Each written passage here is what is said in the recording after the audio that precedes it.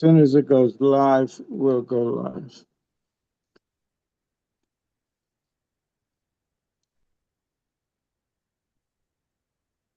So, Parshat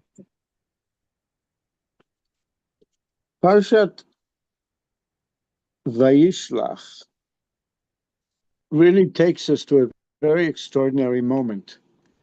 Jacob is coming back. Let's just go into the text.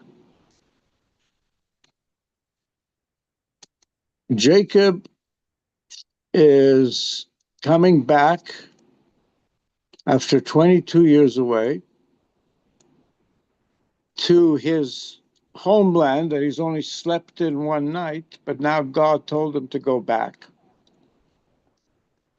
And Esau is ahead of him. He knows. And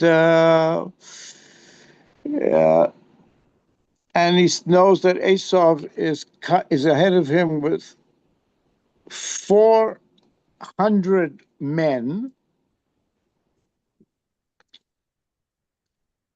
And the last message he got from Esau was that I'm going to kill you at the first opportunity I have. And he ran from Esau to be in all these years in Galut, and also raised his family, the 12 children of Israel, almost all of them born in Galut. It's very interesting. And he's bringing us all back. And he gives a number of offerings to Jacob, to Esau, but he's really frightened. And then he gives us the model for prayer. This might be one of the first sort of, well, at this generation anyways, prayers from Yaakov to Elokei Avi Avraham, Elokei Avi Yitzchak, Ha'omer Elai, you're the one that told me, Yud Kei Vavka, you told me to return to the land of Israel, return to your Eretz, to your birthplace, and I will do things good for you. Well, I'm about to walk to my brother who's 400 armed men with him. You think, what should I do? But it's interesting that he calls God on God's statement. He says, you're the one that told me that I can go and you'll be good with me. And so, what's going on here? And he says, look, and I know I'm unworthy. You've been so kind for me so far. And, but you have actually, I left here with nothing. I'm here 22 years later with a huge, multi-level, Yaakov Corporation, family corporation. So please, and here we get the basic prayer, Hatzileni, nah, please save me. Just directly what the heart feels. Miyad Achi, Miyad Esav. Because I'm really afraid he's going to come and Hikeni, all my banim, all my children, and he's going to kill all my family. Isn't there a contradiction? And he also goes and says to God, and also you did say, he reminds him again, you will deal bountifully with me and make my offsprings at the sand of the sea too numerous to count. So, what's going on here? And then an extraordinary event happens. The next day, he sleeps. He goes into, that's one night. And he sleeps after that prayer. And the next day, he organizes sending all sorts of offerings to his brother so that he'll cool down and accept all the gifts. And then he takes his immediate family to across the thing, and then he goes across the river again, wherever it is. He goes by himself. He's completely by himself. Vayivater Yaakov levado, ve'yahavek ish imo ad alot hashachar. At that point, he is completely alone, and he is in a struggle with, they call a person with him till the morning. And that person saw that he wasn't able to destroy him, yicholo, but he wrenched his hip so that it was strained, so that he was limping. That's what he did, was able to do that, put him so that he would limp. And of course, we get the Gira Nasha mitzvah out of this. But the man of the night then says, send me, let me go. Stop struggling with, you win. Okay, I hurt you a little bit, but you win. I'm going to, please let me go. And Jacob says, I won't go until you bless me, unless you bless me. So he says, well, what's your name? Yaakov. Well, it's no longer going to be Yaakov. Ki im Israel. It's but Israel, and the reason is ki sarita im Elohim ve'im anashim v'tuchal. You struggled with divinity, divine beings, human beings, and you prevailed. And at that point, Israel is born in one level. It's the first time. And then at how much later is, oh, okay, and now I want to see the second time, and I don't want to, here we are, it's Lamed Hey, okay. Because he's then later again named Israel, but at this point by God. So VaYishlach. I want to Lamed Hey.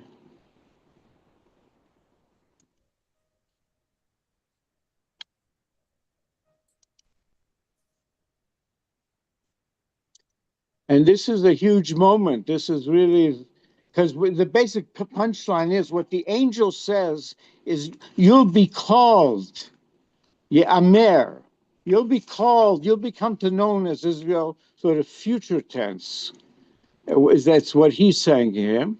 And now God is telling him also, but a little differently and more precisely. And this is the official. This is when it kicks in. And so let's look at it. God says, and then came to lose. He built an altar at Bet-El. He returns back to Bet-El, where the original Akedah, and it was also where he had the ladder of the vision, the original ladder when he left at Bet-El. And at that point, and Yera Elohim El Yaakov. He appears to Yaakov when he's coming from Padan Aram, Vayivarech Oto. And here, notice, he's not being asked. The angel did it because he asked. He's doing it free will. And the blessing is, and notice, he doesn't have to ask Yaakov what his name is. He already knew what his name is. The angel asked. But here God says, Vayomer lo Elohim, Shimcha Yaakov lo yikar. Your name is Yaakov until now. Lo yikare Shimcha od Yaakov. But it's no longer going to be called Yaakov, ki im Israel yeh shemecha. But Israel will be your name. Future tense. Vayikra et shmo Israel. And he called his name Israel, present tense. So at that moment, he's already called Israel, but for the most of the time in his lifetime and onward, it's Yaakov. Yaakov appears in the Chumash 150 times, Israel 50 times, something like that.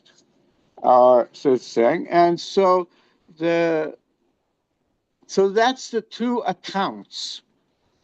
Okay, now Rav Kook gave the following sort of exploration of this. I think I'll see if I can make it any bigger. If you can make it, if you can.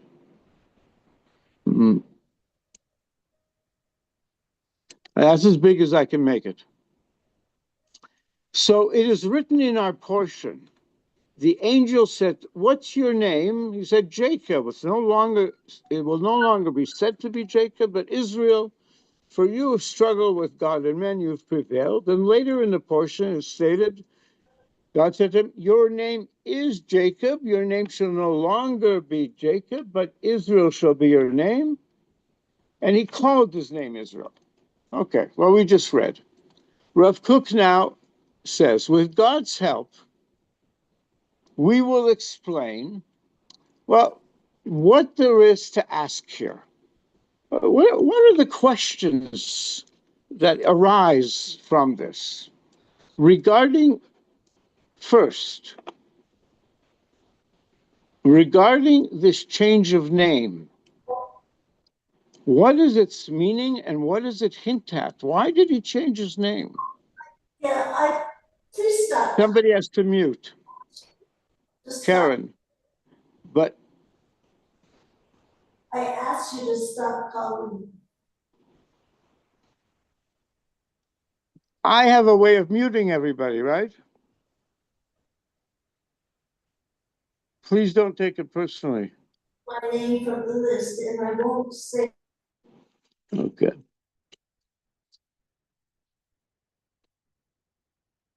The host has muted everyone. That's okay. Anybody out there who's actually with me though? Don't feel there. Oh, good. All right. So, because Rav Kook is really going to take us for a ride. So then he asks, so what's the meaning of this name? Why did it change the name? Now, the second question is, why, after our father Jacob already had his name changed by the angel, why did it happen twice? Once by the angel and the second time by God, as it seems to be. It happened twice. And then further, one must examine why in the words of the angel it says, your name shall no longer be said, Ya'amer, as Yaakov, while in the words of God it says, your name shall no longer be called Yaakov. So it's a difference between Amirah and Kriyah. Kriyah is stronger. Karatami, you've called it. Amirah, you've spoken it. You'll be spoken of as Israel. So the angel is giving a description of what will be, but it's God that puts it into being. And he says that change between Amirah and Yikra, God uses Kriya in changing the name, angel uses Amirah. Surely this is significant. Then he asks another question. Let's look at what in Gemara Brachot, Bar Kapara said. There's a law. Whoever calls Abraham Abram transgresses a positive commandment. You're not allowed to call Abram Avram after he was changed into Avraham. Your name shall be called Avraham. And Rabbi Eliezer says not only does he transgress a positive commandment, he also transgresses a prohibition, as it says, and your name shall no longer be called Abram. So, if so, this is Rav Kook asking, well, one who calls Jacob, Jacob should also transgress once he's been given the name of Israel, he should also be considered a transgression then to go back to the name Jacob. And he answers, no, you can't say that because the Torah restores it to him. The next time Jacob meets God, he doesn't call him Israel, he calls him Yaakov, Yaakov in the vision of the night. It was a very dark moment, but God himself calls him Yaakov, and he continues to also be referred to as Yaakov. So Rav Kook wants to understand why that is the way it is. Anybody got any accurate suggestions? So let's hear what he says. First, let's reflect on this. If we penetrate on the purpose of the name change of these two patriarchs, the first one and the third, we will learn what distinguishes one from the other. Abraham's change from Avram to Avraham was fixed with such force, was so powerful, that anyone who calls him by his old name transgresses both a positive and a negative commandment and a prohibition. But Jacob, though his name was changed, his first name was not uprooted. You could still refer to it. And then there's another question that comes out of this.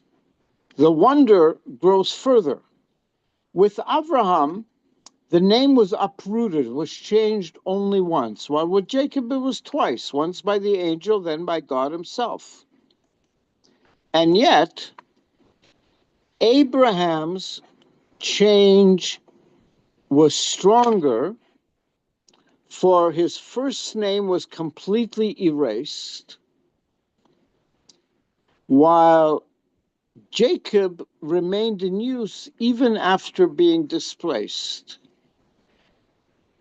Now, what's the he's going to explain in a moment why he's looking at this.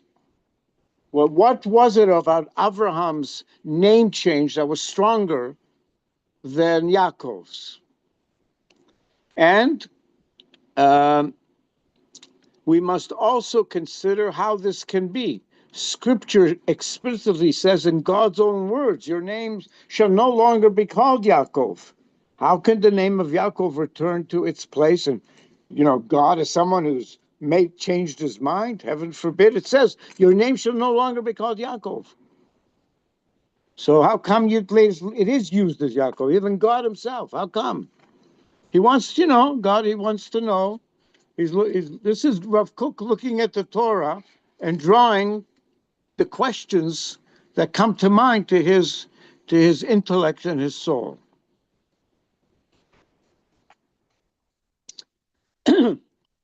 So he says, well, let's understand Abraham's name change. Let's understand the change of name with Avraham, Avinu, of blessed memory, what it hinted, what its purpose was. Our sages said Abram is Avraham. First, he was Av Laram to the nation Aram, and then he became Av Ra'am, Av Hamon Goim, to all the nations. At first glance, one might wonder, well, the name Avram, meaning father of Aram, that already has a certain greatness and importance. Why shouldn't you refer him to him that way?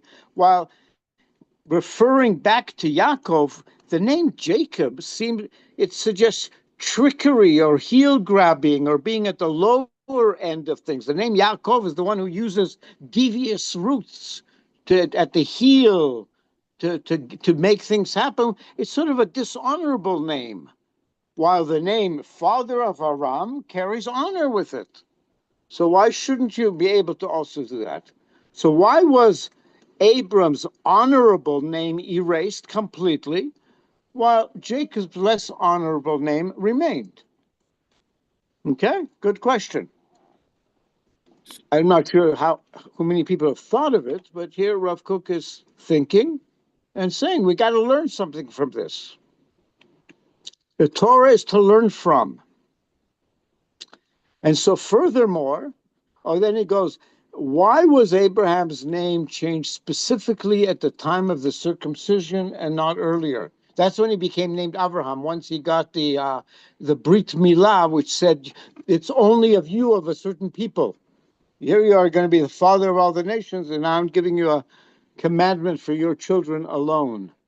So that's, he goes into that. The essay, we don't go into that, but he goes into that whole discussion. All right, so the answer. Abraham first came to knowledge of God through his own human reason, and God found him worthy of prophecy. God didn't go find Abraham, Abraham found God. His prophecy, therefore, focused on God's covenant with him. It became about what, now that we're connected, what is our covenant? What does this connection mean?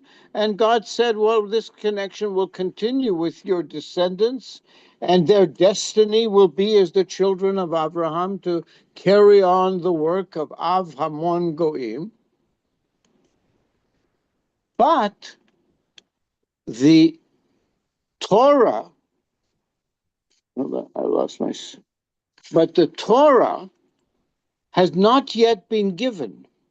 So Abraham's behavior, Yitzchak's behavior, Jacob's behavior, everybody's behavior for the next how many years until we got the Torah was guided by, in this case, we're just speaking about Abraham, his own natural reason and ethics. He became a moral person by himself. All right, now Rav Kook goes into extraordinary social criticism, and I'm very impressed that because this was a very amazing. He goes into a lot of detail explaining this, but it was very hard to present it, and they present it very good. He says, there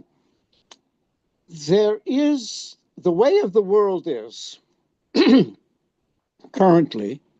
There's a basic law, a thing that it's a chok. It's just the way things are that's accepted by nearly all humanity. And that is, each nation seeks its own greatness and power. That's a socially accepted reality, even at the expense of others. And this seems natural and just to human reason. That's the way it is. But in truth, divine justice does not agree. God doesn't agree with that. God desires the good of all his creatures, all equally, and the true purpose of the creation and the success and perfection of all humanity.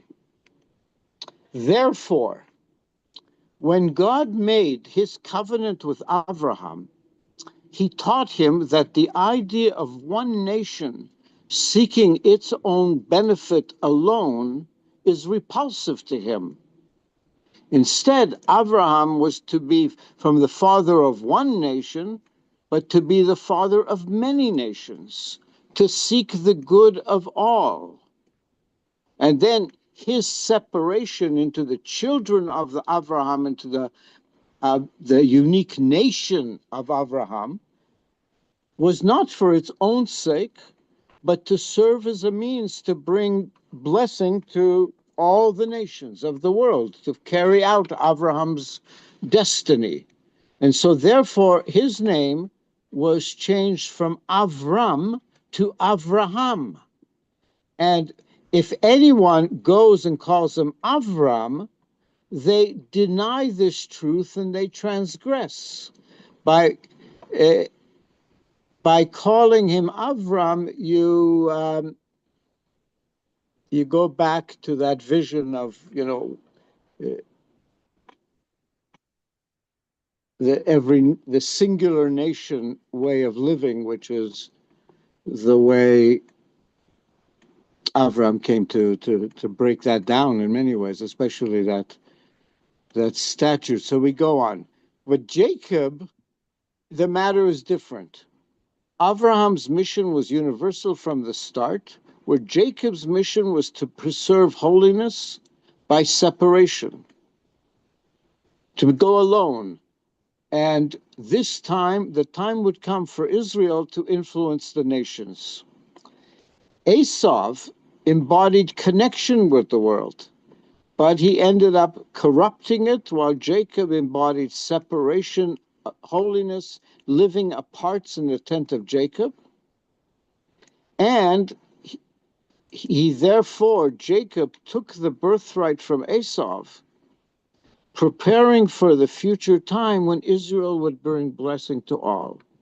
He realized that if Esau got the birthright, he would really pass on a horrible behavior to people. I don't know if he has it here or somewhere, but I think he has a quote here about how the world is basically murderous. And Esau was promoting that sort of murderous world. And he didn't want that to be the birthright. And so he took it from him, and there'll be a time when Israel will be able to use its birthright for the whole world. And so he continues. The name Jacob, which means heel, akev, or circumvent, the akov, to go around, it reflects holding back Esau's premature drive for world unity. Much of our history was keeping Esau sort of back, holding him back by either protesting or thing, not accepting. We were the rebels to thing, and in many ways, the root of anti-Semitism is from this battle with Yaakov and Esau. And so Yaakov represents holding back Esau from controlling the world and also guarding Israel's distinctiveness through the Torah. It reflects encircling, grasping truths that are beyond human reason through divine mitzvot, which we get later. So the name Israel reflects the future, when the world will be refined and Israel's separation will be recognized as the true path to universal blessing, and then Israel will be acknowledged as Sar El, Yisrael. Sar El is the Lashon, right? The name Israel goes Rosh, Shir El, Yashar El, Yesh Sheroe El, one or two other options, but here he's going with Sar El as the Prince of God. And so Rav Kook explaining, Jacob ends up keeping both names because, the name Jacob he required for the present time, his present time, he puts it in holding firm against assimilation and keeping a nation pure in an impure world. And that continued to be an activity that the Jewish people, the children of Jacob, kept on doing. And in that way, the name Jacob kept applying. And also we were at the heels of the powers. We were, we couldn't own land, we couldn't vote, the disempowerment of Israel. And then we're named Israel for the future triumph, when we'll be recognized as exalted and victorious. So the question is, why was it changed twice? The angel represents the struggle with Esau and the nations. He acknowledges Jacob's victory, but only promises the future title Israel. He says, I give up, I see, you win. He comes out wounded, but he does end up giving up. And God then confirms it, giving him the name Israel, showing that the destiny of Israel is eternal and divinely guaranteed. And so the name Yaakov remains because Israel's mission requires both the struggle in Esau in exile. We had to continue have being all the Yaakov character of Yaakov, and while we were put into it, that was the battle between Yaakov and Esau. Just was a big theme of history. Rav Kook explains this in the essay. Yaakov wanted to stay separate to maintain a certain level of holiness and so on, and Esau couldn't stand that Yaakov kept himself separately and so on, and in anti-Semitism and so on, like against that behavior and trying to change it and so on. And later on, Christianity made it its theology and so forth. So that's why the name stayed, because in history we kept being Yaakov, even though we knew we were Israel, but in our experience of life, we were in Yaakov at the heels of Esau, and the children of Esau continued the desire to kill us. And Amalek is born at the end. Amalek is Esau's grandson, and he's born at the end of this Parsha.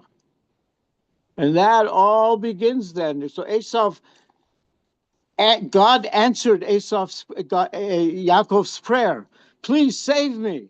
Because what happens when they meet? It's one of the most extraordinary moments of the Torah. I have to go back to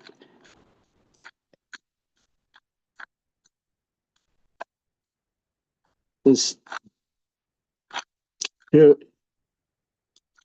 two things happen here when they actually meet. So you see, God answers his prayer. He's saved. But his descendants, Esau, Amalek is born, and they take it off of him. But as the two brothers meet, here it is. Vayaratz Esav likrato. Esav runs towards him. Yichabkeu hugs him. Yipol al tzavarav, falls upon his neck. They kisses him, and they both cry. That's pretty. And then they have this meeting of the family, and Esav is happy to see. Wow, it's so wonderful. You have all this. He takes thank. And then Yaakov says to Esav, Al kein ra'iti panecha kirot pnei Elohim. Seeing your face is like seeing the face of Elohim. V'tirtzeni, and you have received me. Yeah, you have received me favorably. I thought you were going to kill me, and here you are, treating me as a human being, the way God would, a godly treatment. And so God really here. That's why we have to pray to God, and here He transforms it completely. Okay, back to the essay.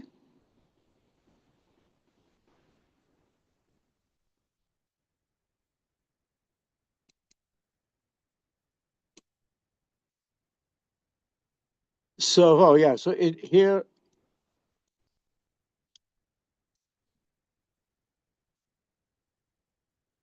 So we have to understand, Abraham's name change was absolute because his mission is universal from the start.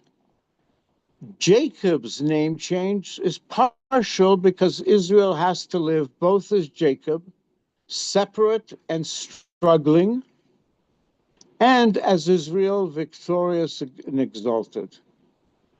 And this duality explains why the Torah sometimes calls him Jacob, and even after God renamed him Israel. Okay, now I want to make the switch, and I want to hear. Without the screen. I just want to share. There is a tradition, not a tradition. It's a principle. Ma'aseh avot siman lebanim. That which happened to our ancestors is a signpost for us. And as I looked at this Parsha and got to know it more and more, and saw the transformation from Jacob coming back to the land, and right at the Harabai of the land, he has a struggle with the angel of the night, and he comes out wounded, limping, and becomes Israel. And I thought, that certainly speaks about the last 100 years of my history, because here it is, that my 2,000 years of exile, that my great-grandfather, my father, experienced the end of. But in experiencing the end of it, they met we went through meeting the angel of the night who tried to destroy us, but really wounded us. And the Hitler was sort of the Hitler, the angel of the night, that we were struggling with alone. Nobody in the world was willing to help us. And we got wounded. And out of that, we became Israel, and then it got even affirmed. And so that's been helpful for me to understand that I'm really glad we're at this stage, because now we are at the stage when God steps in. Now you will be called Israel. We are no longer Jacob. There is a time when we will no longer be called Jacob. That's what it says there. No longer will you be called Jacob, you will be called Israel. We are now at that time post. We can't be called Jacob anymore. We're no longer at the heels of the nation and of our Esav. Tzva Haganah Israel is the strongest military force. It's a military force that we can fight, that we're no longer at the heels of, oppressed, and all that stuff. While the battle of Esav, the anti-Semitic, all of that is raging. But we are now Israel. We're no longer Yaakov. And I'm very, very glad to be at that point of history. And the question I asked myself, though, what does it mean to be Israel? Okay, we see in the name Israel, we were told, you will conquer any opposition. You're indestructible. Okay, good. But what do we do with our indestructibility? And so on. And Rav Kook was the person who, more than anyone else, he wrote extensively about what is the meaning of Israel now, what Israel is meaning to be and meant to be. And I want to read a few of those passages, because it's very important. It's good to know that we're here as Israel now. What does that really mean? So most of these also, there's another thing that's actually very touching. Are you listening? Because it's really, okay. When Rav Kook's son and the Rav HaNazir heard that the Holocaust was happening, 1942, they were here in this house where I'm sitting, and they said, what are we going to do? So what they did is they presented a number of Rav Kook's writings that had never been published before, and then they published it as in the next edition of Orot, and this was the additional part to it. So the second edition, this was published, I think maybe even in 1942, I'm not sure, but it was their offering, and they would learn it here every week. Or then they created a study circle to learn Torah to Rav Kook, that 1 week the Nazir led, 1 week the Rav Kook's son led, They did that throughout the duration of the war. That was their response to the Holocaust. But what they published was a series, they called it Orot Israel, the Lights of Israel. And it's an extraordinary description. It's 12 chapters. It's extraordinary of what does it mean to be Israel. And I want to, in like the next 10 minutes, just share 3 or 4 foundational pieces that, as an opening, because Rav Kook's writings about this is extensive. It's really, he really wanted us to understand what it meant to be Israel, and he's giving us a lot of guidance. But let's look in this one. This one, they published it in 1942. This passage he wrote in 1910. And we've read it before, but it seems very significant as a beginning to this discussion of what does it mean to be Israel now that we're no longer Jacob. So Rav Kook writes like this. He wrote this in 1910. Ein hamedina ha'osher ha'elyon shel adam. The nation state, nationalism, is not the highest level of happiness for a person. Ze nitan le'ha'amer b'medina regila. This you can say about a regular nation. She'ena ola le'erech yoter gadol michevut achrayut gdola. That does not rise up to something of more value greater than one big insurance company. Against others, we're protecting ourselves against others. Shenish'aru hamon ha'idiyot, in which many of the ideals, shehein ateret ha'chaim shel enoshiyut, which are the crown of life for humanity, merachafim me'allah, that are going way beyond this, ve'inam nogim ba, ideals have nothing to do with it. He says that's not the happiest place for a person to be in. Ma she'en kein, medina shehi beyesoda idealit. However, if you have a nation that in its foundation is idealit, shechakuk b'havayata, tochen ha'ideali hayoter elyon, that embedded in its very being is the highest level of idealism, well, זהו באמת, העושר היותר גדול של היחיד. That's the greatest happiness for any individual person. מדינה זו היא באמת היותר עליונה בסולם העושר. That's the highest level in the ladder of happiness. ומדינה זו היא מדינתנו. And this medina is our medina, our nation state. You see in larger letters, Medinat Israel, the nation state of Israel. Until a few hours ago, I thought this was the first time these words came out. Because when we decided to call the nation state of Israel the nation state of Israel, Rav Kook wasn't in on the discussion. The people that did is, like I've said before, they just thought of a few possibilities, and Ben Gurion said, no, Medinat Israel. It was in the 2 or 3 days before they wrote the Constitution, or as they were writing it.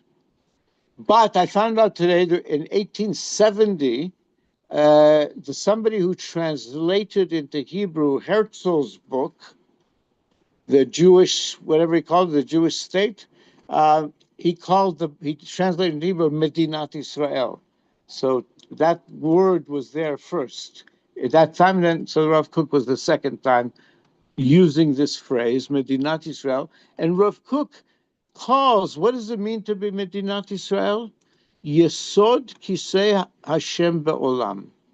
To be the foundation for God's presence in the world.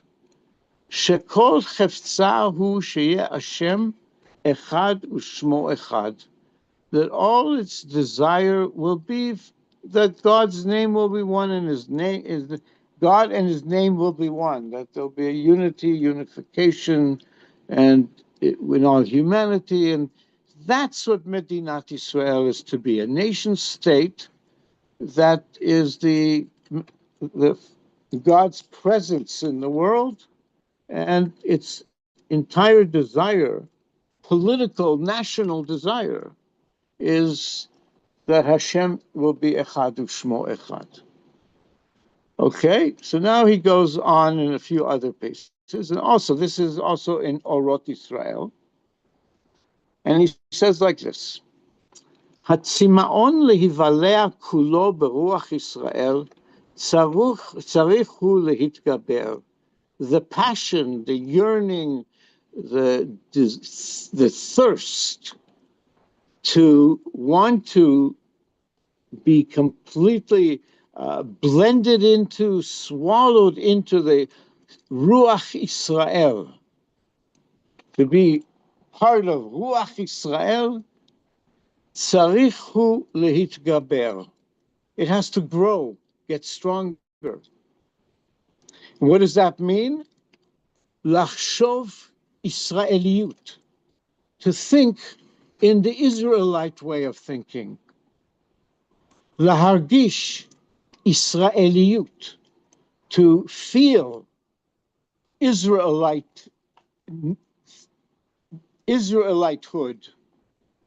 Lichyot Chaim Israeliyim, to live Israelite lives. There is a way of Israel. It's not the same as the world. And in this, lirot besimchat Israel, to be derived, to see the joy of Israel. And this is a deep, deep purpose, high, broad, and deep, full of the Tal Chaim Shel Kodesh, the dew of holy life.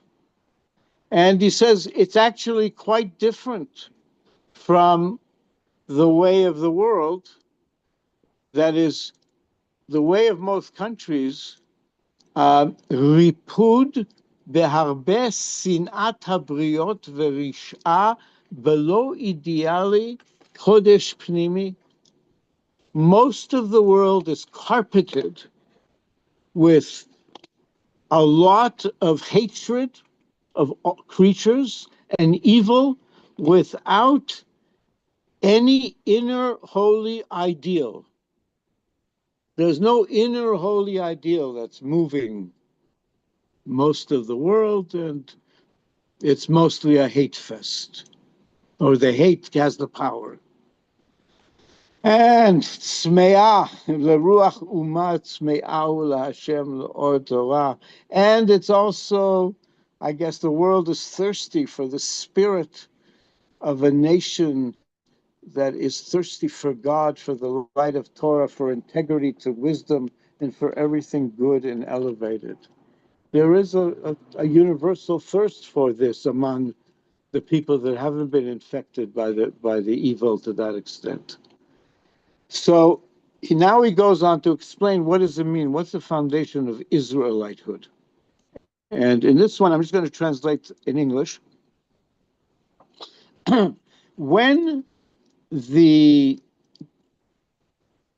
revelation, when the perception of the divided world, when people see the separate, divided world is stronger than the vision of the united world, when most people are seeing the olam mefurad, separated, divided into all these different nations and so on, when that perspective is stronger than the perspective of unity, then materialism gets stronger over spirituality, and the material, the passions, then stand as in the first row of order in life. You go by your ta'ivot, that's what people are go by. That becomes the driving force. And then the world gets really darkened, and the world gets really dark. However, when the perspective of the world as unified grows, then the spiritual passions and all the more refined aspirations get stronger, and the world becomes more and more illuminated. And then he says, and the air of the land of Israel brings wisdom. The atmosphere of the land of Israel, it brings illumination to the soul in order to comprehend the foundation of the unified world. From in the land of Israel, we can draw from the light of the Israelite wisdom. There is a Chachma HaIsraelit that comes mimahut hachaim haruchaniim hamiyuchadim leIsrael, that comes from the essence of the spiritual life that is uniquely Israel. It comes mihashkafat ha'olam, from the world, sort of from the philosophy of the ve'hachaim ha'israeliyim. It comes from the Israelite way of life. And here he says that what's the foundation of the Israelite way of life? Shehi beyesoda, that at its very foundation, it represents and it acts ההתגברות של העולם המאוחד על העולם המפורד. It's the victory, ultimately, of the united world over the divided world. And that's why the whole thing against idol worship that started with Avram and in so many ways continues in so many ways. And he says that's the problem with the world right now, that it's really hard for the united world perspective to come out, and the world is in this divided state. And it's really causing a lot of problems.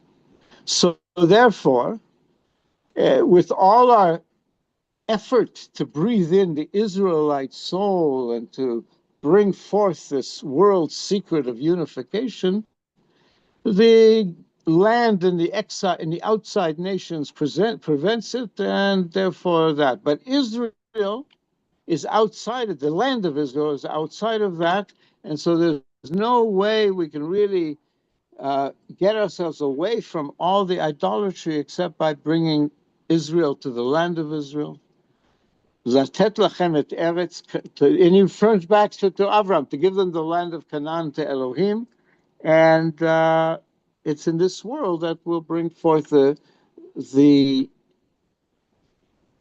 world of unity. And then two more last pieces about what is the core of being Israelite. This is a big principle. It is that the unity of all things rather than the division of all things, and that needs to have so many implications in behavior. But there's a particular focus that's also very important, and he calls it Hatzedek HaIsraeli, the Israelite tzedek, justice, righteousness, b'mahuto, in its essence, eino tzaddik prati. It's not an individual, private tzedek. It's only about tzedek for me, justice for me. He tzedek klali, it's universal justice. Umitpashet al kol hayakum kolo. It extends to all of the existence, and it includes within it the call for the righteousness and for justice for the entire creature, for all the creation. And therefore, the nationalism of Israel is not, it cannot be nifredet mina ora Elohi. If Israelites' nationalism is separated from the divine light, it's not Israelite nationalism. Israelite nationalism is the one that's in the Or Elohi. And yeah, so that's the and there's a zillion. Oh, I want to show you, because let's end with because when I started to when I just realized today, why were they writing this? The Nazir and Tzvi Yehuda knew that the state of Israel was going to be soon. They knew that this was the last battle. They knew Israel was going to be created in some way. They understand. They knew that something terrible is going to happen, but Israel is going to be born. If any two people on planet Earth knew it, it would be them. So here they put out, okay, now here is what we need to be. Now that we're going to become Israel, we're leaving our Jacob identity. We're going to become a strong force. This is how we need to be. And so when I looked up the book,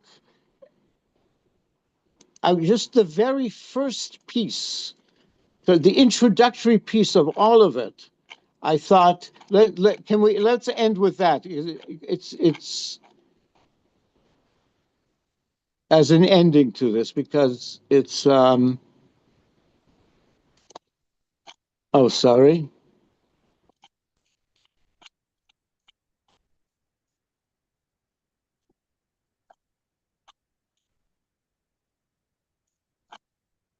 Yeah, hold on. What's the problem?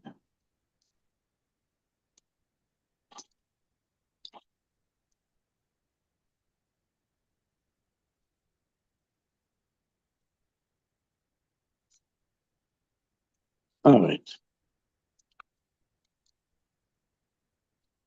All right, here it is. Orot Israel, the first chapter is called Mahut Knesset Israel. What is the essence of Israel, the community of Israel? V'tchunat chayeha, and the character of her life. So this is their first introduction to what Israel is to be. Knesset Israel hi tamtzita havaya kula. The community of Israel is the essence of the entire creation. Ube'olam hazeh nishpa tamtzit zu be'umata Israel mamash. And in this world, there has been a that this tamtzit, this essence of all existence, has really flowed into the people of Israel, the nation of Israel, materially, chomiruta veruchaniyuta, spiritually, betoldota, in its history, ve'emunata, and in its faith, in its religion. V'hahistoria ha'israelit, and the Israelite history, היא תמצית האידיאלי של ההיסטוריה הכללית. It is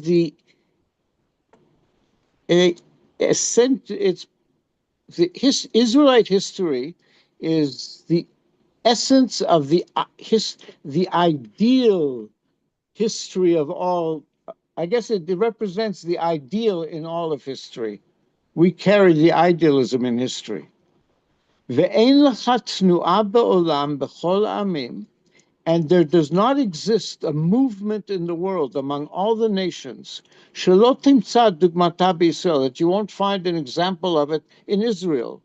We represent all the worldviews.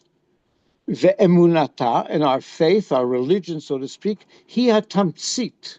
It is the essence, ha-mesolet ve'ha-mekor, that's the foundation, hamashpia et hatov ve'ha'idealiyot le'umunot kolan, that is also influencing, bringing forth the good, giving forth goodness and idealism to all the emunot. We actually we give all the religions something from that. Umimele ha'koach hamevaker et kol hamesugim ha'enuim. And we automatically become the force, the power that is critical of all these faithful concepts. We're the ones that criticize idolatry.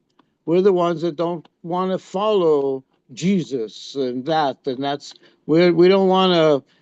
We're the ones that come off as the criticizers of that, because that's we're with that, and because we want to bring the musagim ha'emuniyim the spiritual concepts that the world is in, ad sheyam viam, to the point that we can bring all the religions lemadregat safa brura, to the level of clear language, likro kulam b'shem Hashem, that all of them will call in the name of the one God, not the distorted one God that they think. Ve'elohecha, and your God is the Kadosh of Israel, the one the holy God of Israel. Elohai kol haaretz yikareh. He will be called. He will come to be called the God of all the earth. And that's the first paragraph. Let's read the first two lines of the next one, because it's also it's inside and outside. This is on the outside. Here it says, Knesset Yisrael hi hagilui haruchani ha'elyon sheba'havaya enoshit. The community of Israel carries the highest spiritual revelation that exists in humankind. And he says, just like we shouldn't be too astonished by great revelations that people have had through their thought and through their feelings and so on, there's also, we shouldn't be too astonished on Gilui Chaim, this life revelation that Israel has of pliot, wonders, nisim, miracles, nevuah, prophecy, ruach hakodesh, on its highest level, eternal hope, hatikva hanitzchit, hanitzachon al kol mifga, a victory over any damager. That these are all revealed in their highest form in.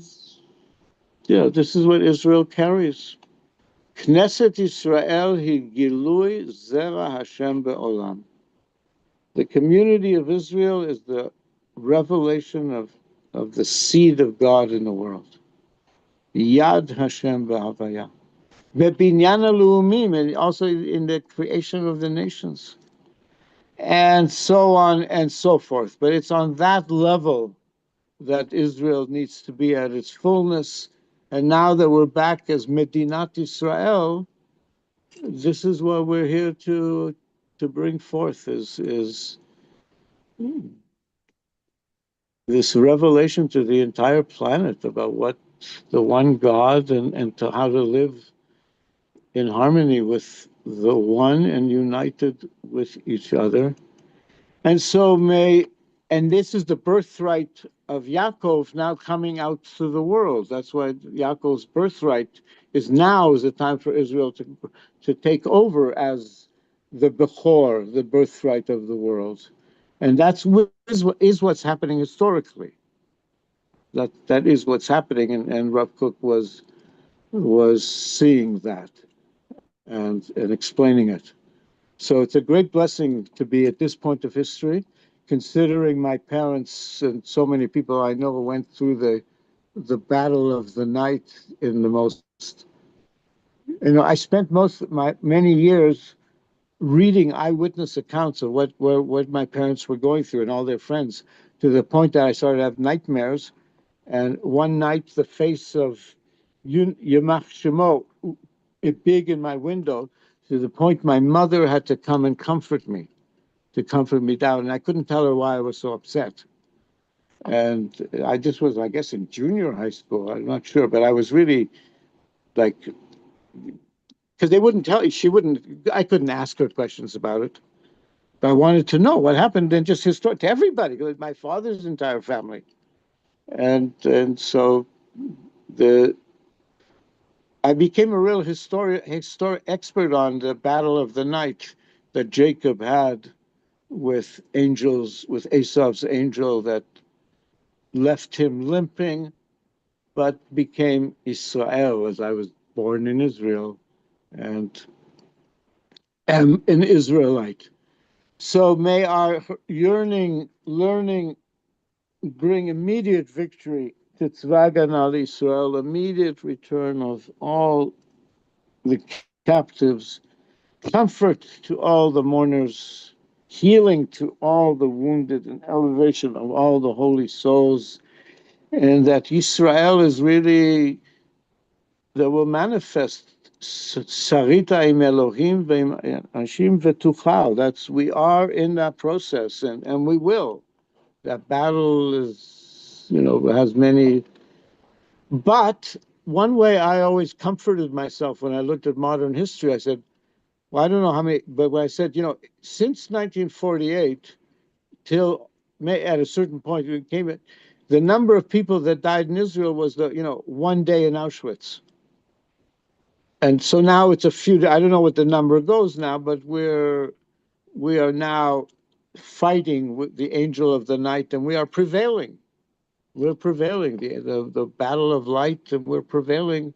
And thank God for our alliance with Yudke Vavke, who promised us. Remember, and I can point it out.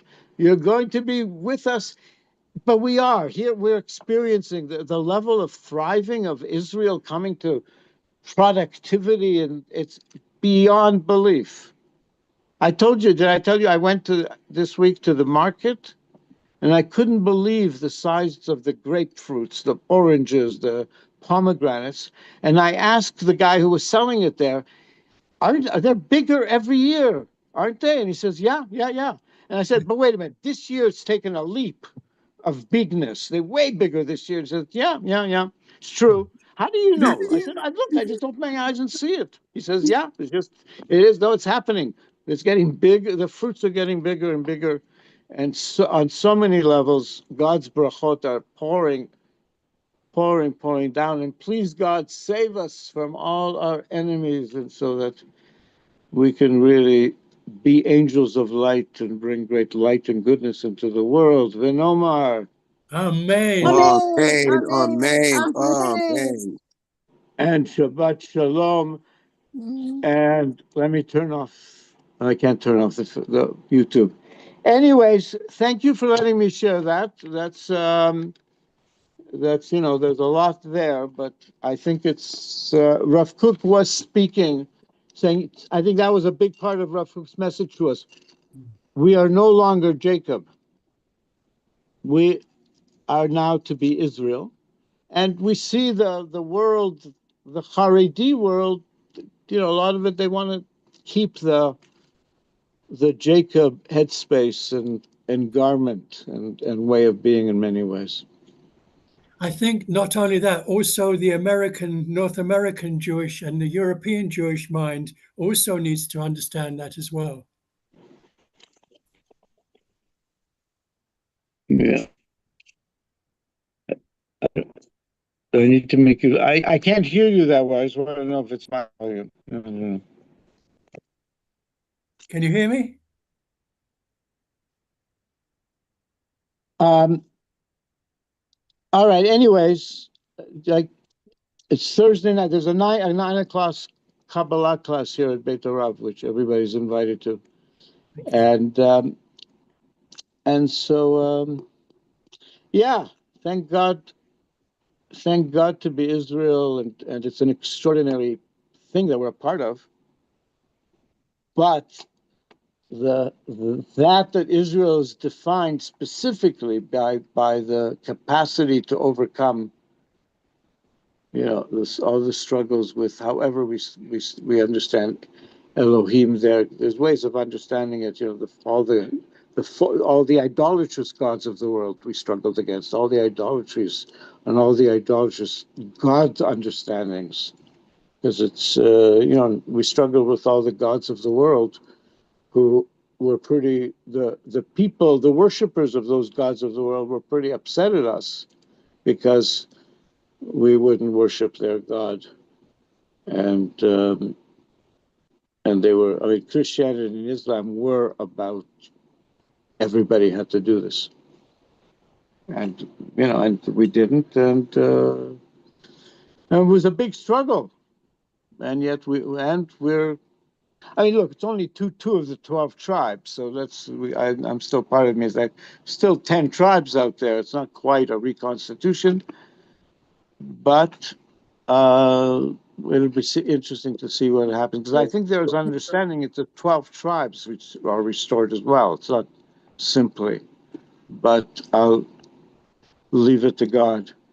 Thank you so much. Shavua Tov, Shabbat Shalom, and I will see you on Sunday.